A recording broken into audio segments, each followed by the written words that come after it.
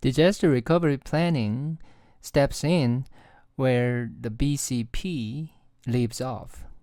When business continuity planning or BCP fails, DRP, disaster recovery planning, steps in.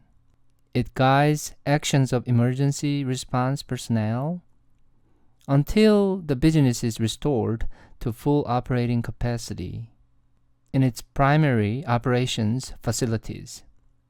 Business continuity management, or BCM, encompasses BCP, business continuity planning, DRP, disaster recovery planning, and incident management. So a lot of times in these organizations, they have only one department or one organization that takes care of everything, including BCP, DRP, and incident management, and they call the organization Business Continuity Management Department. In disaster recovery planning, you have to consider some recovery strategies. Disaster recovery planning, or DRP, should automatically kick in without really waiting. Whoever is the first one or first employee on the scene should begin the recovery effort immediately in an organized fashion, even if members of the official DRP team have not yet arrived on site.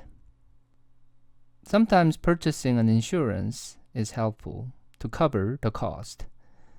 It reduces the risk of financial losses, but you have to ensure you have sufficient coverage.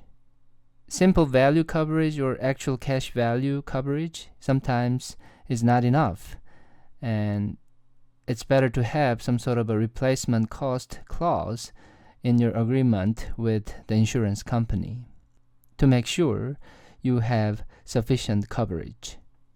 When you start your recovery plan development, you should have already done business unit priorities, decision making, and alternative recovery sites details should have been decided already.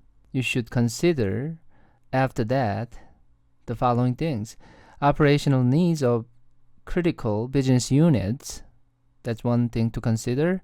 Resources, time, and expense constraints of the disaster recovery budget, and also available manpower is really important thing to consider. Every recovery plan should have the following elements: executive summary has to be there, department specific plans.